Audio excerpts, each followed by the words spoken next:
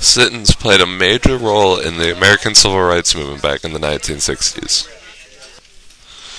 They were one of the major protests used everywhere in the country. But sit-ins weren't first used in the Civil Rights Movement. Sit-ins were first used by Gandhi. He used them to try and reunite India under one government and for South African freedom. But sit-ins during the American Civil Rights Movement were much more violent and active. While African Americans were sitting, they would be verbally abused, have food and condiments dropped on them, or even physically beaten, but the police would do nothing about it.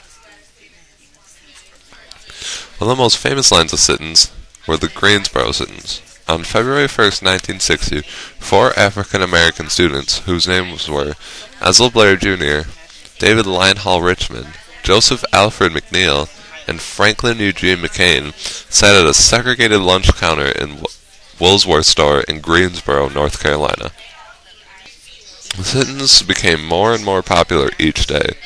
On the second day, along with the original 4 students, 27 other students showed up with them. 4 days after the first sit-in, there were over 300 students partaking in the sit-ins. The white reaction was becoming very violent, and 2 weeks after the very first one, the sit-ins in Greensboro finally came to an end when a bomb threat was made on the Woolworth store. College students around the country, white and black, also used teach-ins, which were sit-ins but with teachers included, in protest of the Vietnam War. They would sit in front of different buildings or inside the buildings themselves, then camp out there for sometimes days on end. During these teach-ins, the topic of discussion would not be framed to a certain border, and could go into anything they want to talk about. But sometimes these discussions could become violent. That's when the National Guard would get involved. One example of when they did was at Kent State in 1970.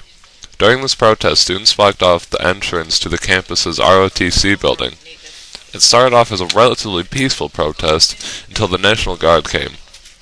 When they did show up, students in the area started throwing rocks and bottles at them. The National Guard did not know how to respond until the guards opened fire on the crowd, killing 4.